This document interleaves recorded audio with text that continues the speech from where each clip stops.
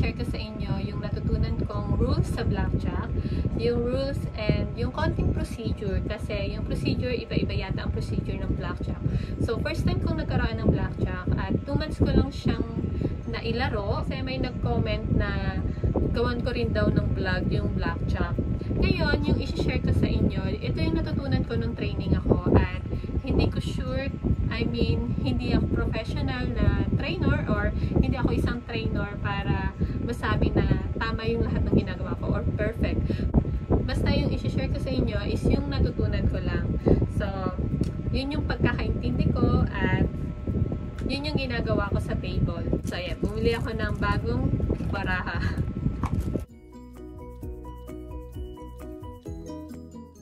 So, ang gagawin na lang muna natin is yung face value ng blackjack. Ngayon, yung face value is yung ace. Yung ace is 1. 1 or 11. So, dalawa yung value ni ace. Or 1 or 11. So, ganyan yung value niya. Tapos, sunod na yung 2, 3, 4, 5, 6, 7, 8, 9, and 10. So, ngayon, dito sa 10, Jack, Queen, and King. Yan, kung nakikita nyo dyan. Yan, 10, Jack, Queen, and King. Same value sila. So, lahat sila is 10. Yan, huwag kayong malilito. Same value ang tawag sa kanila. Lahat sila is 10. Ilapat natin para makita.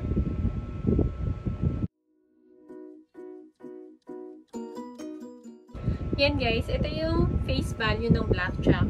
Yung ace, 1 or 11. 2, 3, 4, 5, 6, 7, 8, 9, 10. 10, 10, 10. So, yan guys yung Jack, Queen, King is 10. Yan yung face value ng blackjack. Ngayon, papasok na tayo sa blackjack. Ano ba yung tinatawag na blackjack? Ang blackjack, kung ang value mo ay 21. So, ito yung 21.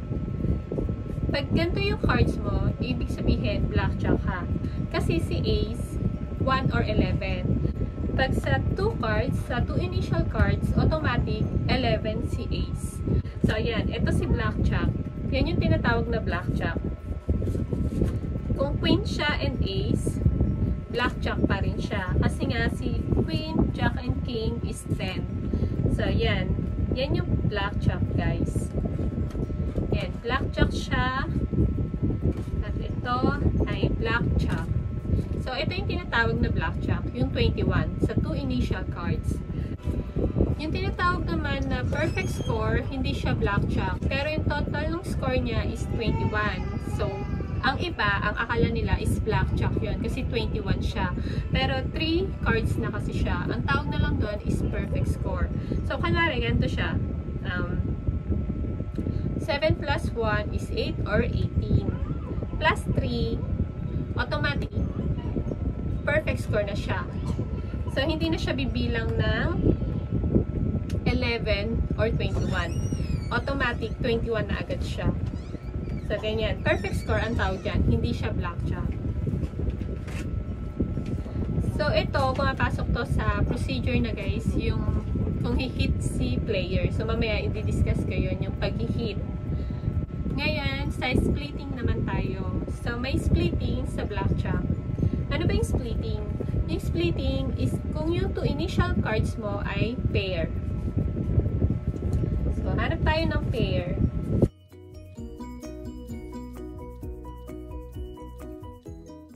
So, sa splitting guys, meron tayong iba-ibang split or tinatawag na splitting. Kunwari, tulad na lang dito sa aces. So, tanggalin muna natin itong dalawa. So, splitting ni aces, kapag si player nag-request ng splitting. So, depende kay player yon kung gusto niya mag-split or hindi. Pag sinabi nating splitting on aces, so, may procedure kasi yan, nagaganyan kami ng finger. Splitting on aces, 1 card only, no blackjack. So, ibig sabihin, bibigyan natin siya ng card, tagi-isang card, at hindi siya magiging blackjack. Pag nakuha niya is 10. So, splitting on aces, maghihiwalay silang dalawa. So, ganito yung pag-split. Tapos, bibigyan mo siya ng isang card. At, pag ito ang nakuha, so, layo natin konti. Yan. Pag ang nakuha is yung value ay 10, automatic, lock siya. Ang tawag dito is lock. Ganyan yung paglalak. So, depende sa procedure nyo yun, guys. Kasi may nakita ko ganito yung lock sa iba. Sa amin kasi, ganyan ang lock. So, ganyan. So, nag-splitting yung aces siya. 1 card only, no blackjack. So, ito, ang value niya is 18. Ito, perfect score, 21. Hindi siya blackjack. Kasi, pag nag-splitting yung aces, wala siyang blackjack. So, perfect score lang ang meron siya. Yan, ipasok na natin yung second na splitting. Ito, splitting on 3. Ayan. So, splitting on 3, bibigyan siya ng card, bibigyan siya ng card. So, ngayon, si dealer mag-a-ask yan kay player kung mag-hit si player or hindi na. So, ito, ang value niya is 12. So, depende kay player kung mag-hit pa siya or stand na. Pag tinawag na stand, yun yung hindi na siya mag-hit or hihingi ng card, ganon. So, yung 12, pwede pa siyang mag-hit o hindi na. So, depende kay player yun. So, ngayon, ito is 5. So, bababa yung 5. Pwede siyang mag-hit pa dito. So, kanari, nag-hit tayo. 15. So, depende na kay player yun. Kung mag-stand na siya sa 15 or mag-hit pa siya ng isa pa. So, ayan. Lumalayo na tayo sa splitting. So, yan. Naintindihan niyo ba yung splitting, guys? So, ito naman, 20. Yan. Pwede rin ito mag-split. Depende kay player yan. Kung tutusin, high card na siya. 29 total niya, mataas na yon. Pero, depende kay player kung mag-split pa siya o hindi. Pero, marami sa naging player ko, nag-split sila. So, splitting on 10. Siya, splitting on 10, 19. At sa splitting ng 10, pag nakuha is ace, automatically, lock din siya. Pero, hindi siya blackjack. Perfect score lang siya, 21. So, pagka yung splitting ng 10, ang nakuha ay ace, lock na siya. Ganyan. So, ito, 19. Ibig sabihin ng lock, guys, hindi na siya pwede mag-hit kasi perfect score na siya. Kaya, ilalak na siya. Tapos ito, yung 19, so, depende kay player kung gusto pa niya. Kunwari, nag-isa pa siya. So, yun. Naging 21 siya. Perfect score din siya. So, ganyan. So, depende yung kay player ha. Kung mag-hit pa siya o hindi na. So, yun guys ha. Huwag niyo kalimutan yung sa 10. Kasi marami ring nalilito dito. Ginagawa nila ganyan. Hindi nila nilalak. So, ilalak mo siya kasi perfect score na siya. So, natapos na tayo sa splitting guys. Sana naintindihan niyo yung explanation ko. So, yan. So, next naman natin yung double down rules. So, ngayon, sa double down rules, ang pinaka nagre-request sa double down rules ay yung 9, 10, and 11. Pag tinawag na double down rules or double, ang ibig sabihin niyan, one card lang yung i-hit niya. Automatic, ilalak mo yon. So, ganito yun. Kunwari, ang card niya is 11. Edited. 11, ganyan. Ganito pala yung placing, guys. Parang mali yung nagiging placing ko kanina. So, ganyan. Sorry na. Mali nga yata, no, yung placing ko kanina. So, ganyan. Ganito yung placing. Dito yung top, dito yung sa baba. So, yan. Ganyan. So, kanari 11. Nag-request siya ng double. Si player kasi may nire-request na hit. Yun yung mag-iisa pa siya ng card. Tapos, si stand, yun yung hindi na siya mag-hit or okay na sa kanya yung card niya. Tapos yung double, yun yung double down rules. Yung double, yung mag-hit siya pero isa lang. So, automatic, ilalak siya. Ganun. Kunwari 11, nag-request siya ng double. Sa amin kasi yung procedure namin or yung announcement namin, ituturo namin siya. So, double on 9, one card only. Tapos, ilalak siya agad na ganyan. So, 11 siya, plus 10, perfect score, 21. Sa ganito, hindi na namin ina-announce pag nag-double. Automatic, pupunta kami sa kabila. Pero depende sa dealer yon kasi may mga dealer ako nakikita na nag-a-announce sila. Pero ako, hindi ko na kasi ina-announce. So, tapos tayo sa double ng 11. Bigyan ko kayo ng sample na isa kasi merong nababasted. So, yung busted is talo ka na or yun, yung card mo ay busted. Ano tawag yung busted?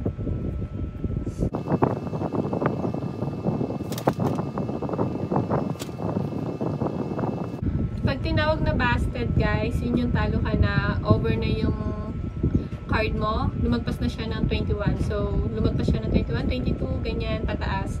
So, busted ang tawag doon. So, automatic, talo ka na agad. So, ito, sa 18 naman, kunwari, kasi depende kay player yan guys ha. Kung kahit higher score na sila, magdo-double pa rin sila. So, ito, sa 18, kunwari nag-double sa 18. Double on 18, one card only. So, nagbigay ako ng card, more than 21 na siya. So, 28 na siya. Ngayon, busted na to. Igaganyan siya pag busted. Sabihin mo, sorry, that's too many. So, depende yan sa announcement. Ngayon. Sorry, that's too many. Pag busted, ginaganon siya. Kasi, automatic, talo ka na. Kasi nga, over na yung card mo sa 21. So, ganyan yung busted, guys. So, ulitin ko ah. Double on 18, one card only. I'm sorry, that's too many.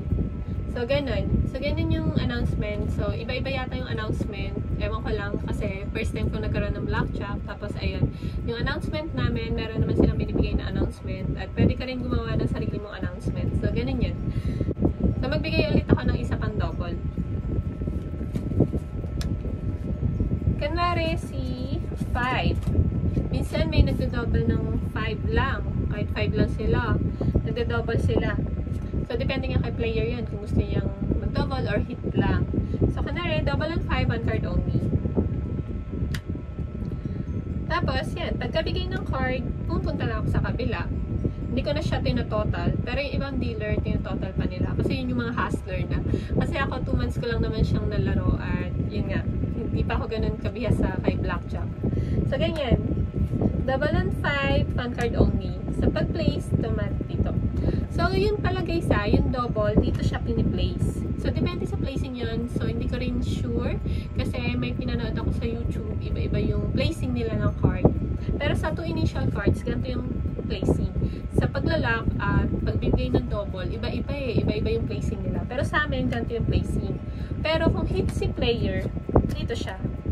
So, mamaya, ipapasok natin yung mga hit para makita nyo rin yung pag-place ng hitting. So, yan na guys. Papasok na tayo sa placing ng card. So, sa pag-place ng card, ngayon, nandito yung shoebox namin. So, ito yung procedure na papakita ko sa inyo. Ito yung tinuro na procedure sa akin. So, hindi ko alam kung pare-pareha sa procedure. Basta yan. Ganyan na lang ipapakita ko.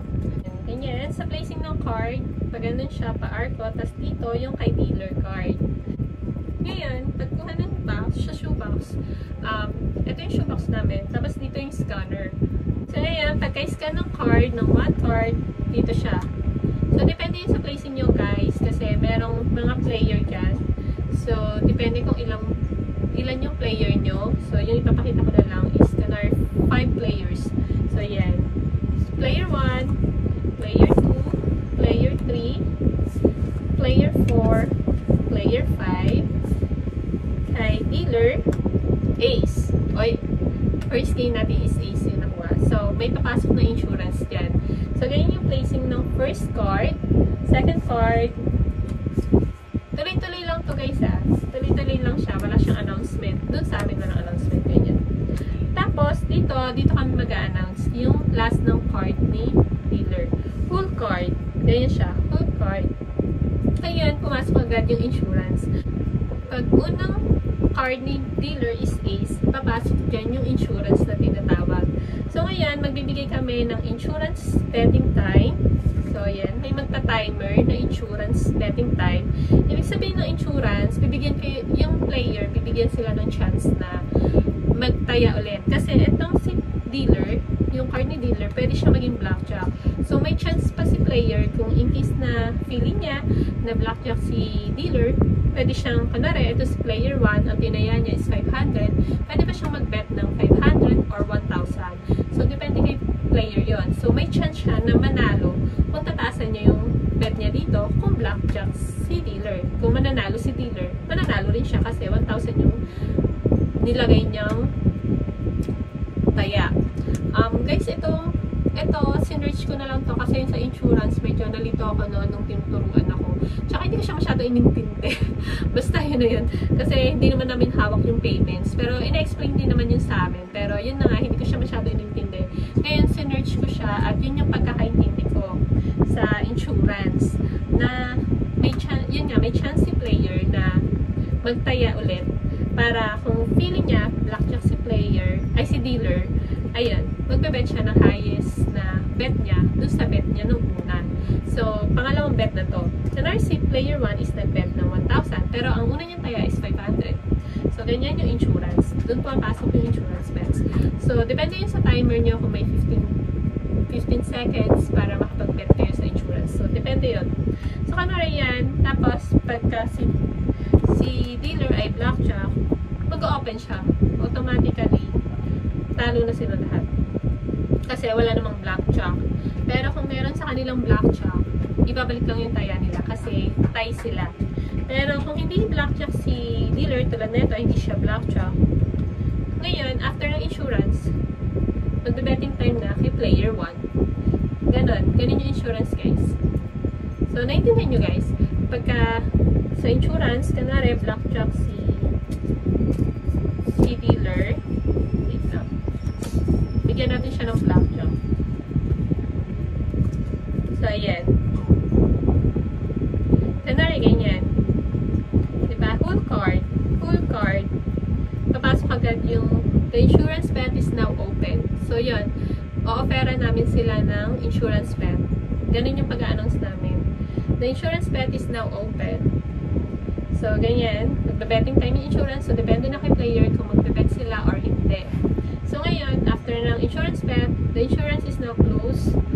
All stand. So, ganun ako mag-announce. Sa iba yung announcement nila. So, ganun. So, ako, pag nag-announce ako na, kanari si dealer ay blackjack, all stand. Ibig sabihin ng all stand, lahat sila hindi na mag-hit or wala nang mag-hit. Ganun. Diba? Insurance is now open. The insurance is now closed. All stand. Let's see the whole card. So, pag let's see the whole card, ito yung titignan na yung pangalawang card ni dealer. So, let's see the whole card. I-scan ko siya ulit. I-re-scan. Kasi na-scan na siya kanina. Ngayon, re-scan na lang natin siya. So, re-scan ko siya. Tapos, open. Blackjack. Dealer's blackjack. So, ganun yung announcement namin. Dealer's blackjack. So, ngayon, yan. I-announce ko siya ulit para tuloy-tuloy. Full card. The insurance bet is now open. Insurance pays to 221. The insurance is now closed. All stand. Let's see the whole card. Blackjack for the dealer. Tapos, after nun guys, i-scoop na namin siya. Or i-scoop na ni dealer yung mga cards. So, sa scooping is ganito yung scooping namin. So, depende yon sa procedure na papasukan nyo. Sa iba-iba kasi yung procedure, guys. Tapos yun na, i-discard ko na siya dito. So, ganun yung placing namin, guys. At yun yung procedure na ginagawa namin. So, magbibigay pa ako ulit ng isang game. So, pasukan natin siya ng splitting at double para mas makita nyo at mas maintindihan nyo. Isa tayo sa umpisa para mas maintindihan nyo. Yung announcement namin na. Then, start.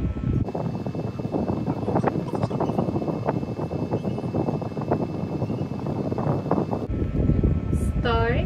The betting time is now open. You may now place down your lucky bets. Last 5 seconds to place down your lucky bets. The betting time is now closed. Thank you for betting and good luck.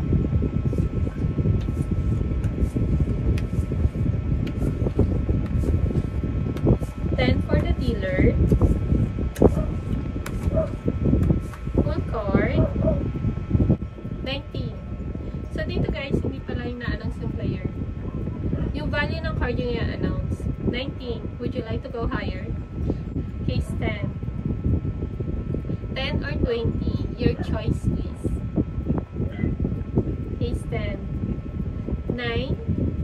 Would you like to go double? Okay, double ang 9, one card only. 13. What would you like to do? Okay, card on 13. Pag lumabas yung H, so yun guys, may lumalabas pala doon na H, S, at D. So yung H, hit, yun yung magbibigay ka pa ng card. Yung S, stand yun yung hindi ka na magbibigay ng card. Tapos yung D, yun yung double. Kunwari nag-hit si 13, may lumabas na H, so bibigyan natin siya. Card on 13. So ganun yung procedure namin. So, ito nga guys, iba-iba yung procedure. Card on 13. 19. Your decision please. Okay, stand. Tapos ito guys, gawin natin siyang splitting para makita natin yung splitting.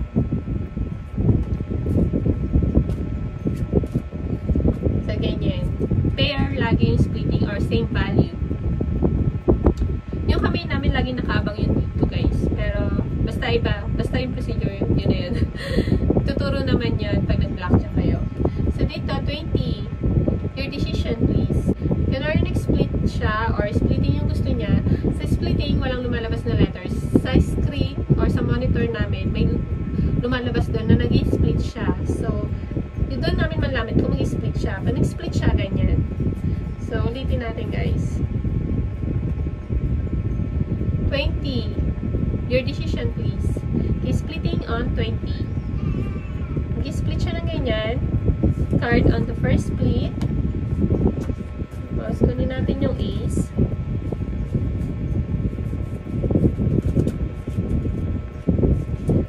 Card on the second split.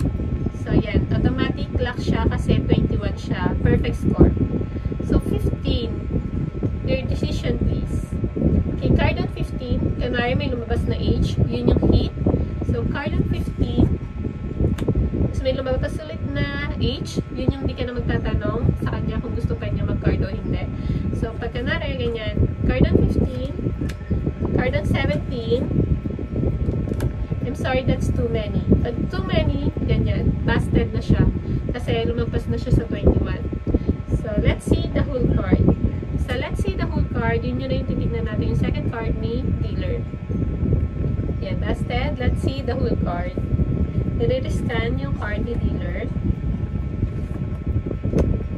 18 for the dealer. Sa rules pala ni dealer, sa card ni dealer dito guys, pag 17, automatic, hindi ka na mag-hit. So, explain natin yung sa dealer rules. Let's see the whole card. 17 for the dealer.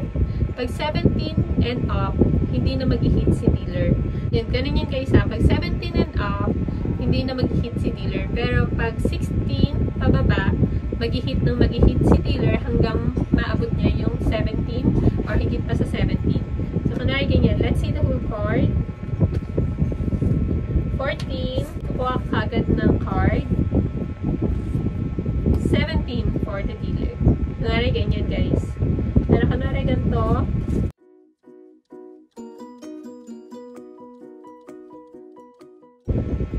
So, ito ay example pa natin sa dealer's card. So, let's see the whole card. 7, 14, 16, 20 for the dealer. So, ganyan yun guys. Hanggang hindi nagsi-17 and up, hindi hinto yung pag-hit nyo kay dealer. So, yan. 20 for the dealer. Tapos, ito pa yung isang example sa dealer's card para mas maintindihan natin. Yan.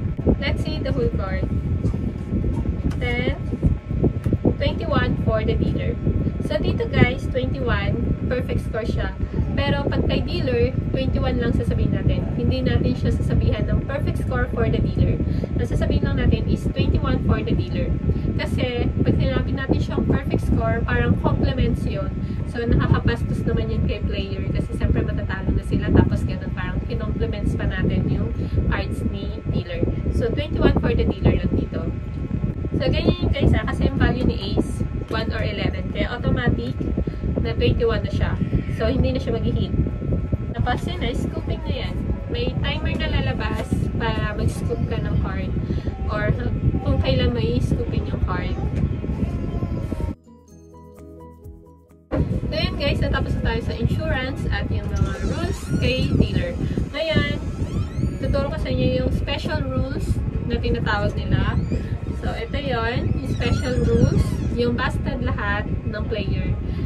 At yun na, si dealer, may special rules siya pagdating sa ganun. So, kunwari, mag-game na tayo.